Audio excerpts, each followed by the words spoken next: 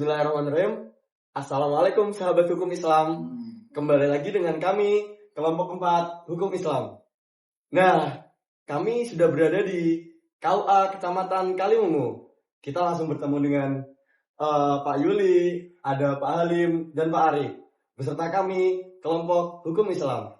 Nah, kami di sini mau melaksanakan observasi, bertanya-tanya, melakukan wawancara dan diskusi terkait apa yang ada di dalam KUA, lalu apa yang dipekerjakannya, lalu sistem organisasi dan lain sebagainya.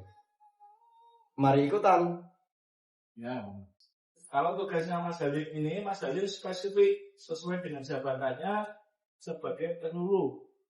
Penyuluh agama itu tugasnya sebagai penyuluh lembaga dakwah atau bimbingan majelis taklim kaitannya dengan sosialisasi pengumuman ke masyarakat, gemas taklim, pengajian, atau butuh hal-hal yang perlu dikomunikasikan kebijakan dari pimpinan pusat sampai ke masyarakat. Itu janjinya apa-apa lah kan itu.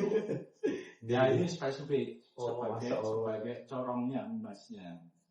Kalau Mas Ali ini itu tugasnya sebagai guru. Tugas terima SK-nya itu sebagai guru. Spesifik pengguru, jadi membidani khusus masalah pertempuran kaitannya dengan nikah, kaitannya dengan hal-hal yang ya pelayanan dunia dengan pernikahan. Jadi dari struktur organisasi kepala, penyuluh, pengguru, dan bagian usaha. Ya, tugas KUA itu adalah melaksanakan tugas pemerintahan secara umum ya, melaksanakan tugas pemerintahan yang berkaitan dengan urusan keagamaan. Intinya pelayanannya kan tidak hanya nikah. Nikah ada, wakaf ada, haji ada, penyuluhan ada, ya, mahasiswa, perceraian, konsultasi.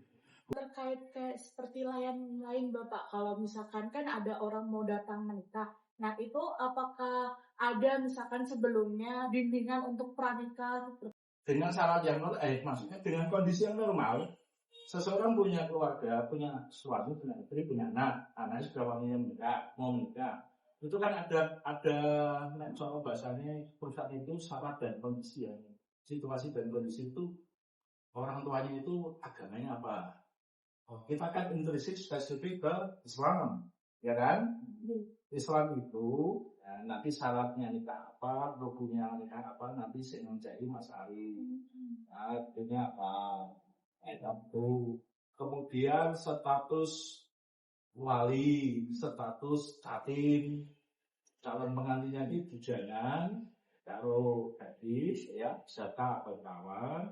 Kemudian ada duda, ada janda. Sama seperti bimbing catin itu bagi pasangan calon pengantin yang belum pernah menikah. Kalau catin itu pada hakikatnya semuanya diberikan fasilitas untuk catin. Bimbing ya, tadi maksudnya ya bimbingan perkawinan untuk catin pasangan yang berkehendak melaksanakan pernikahan.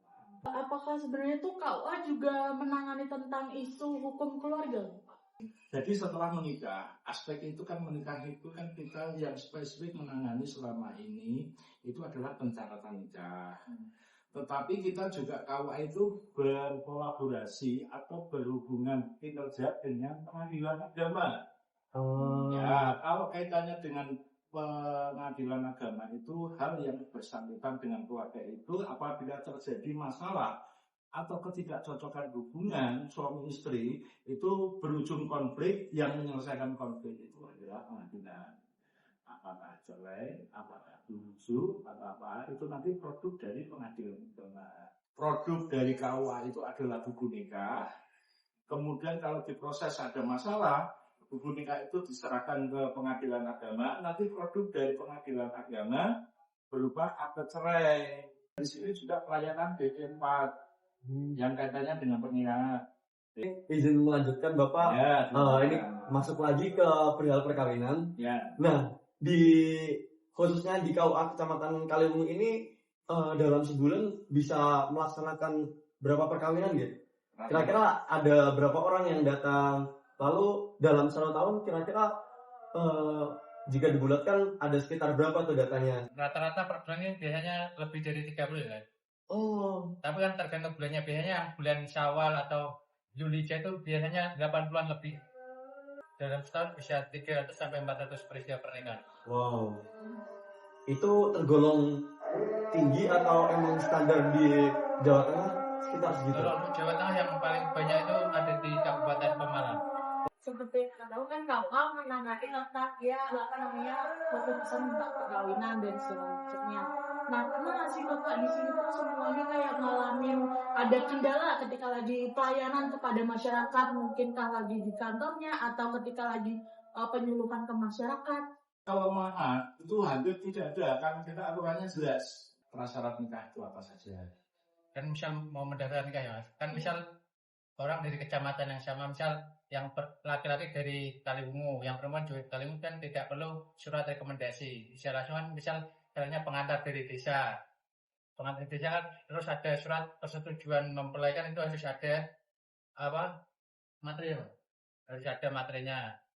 Terus fotokopi akte kelahiran, fotokopi KTP, KK. Udah itu aja.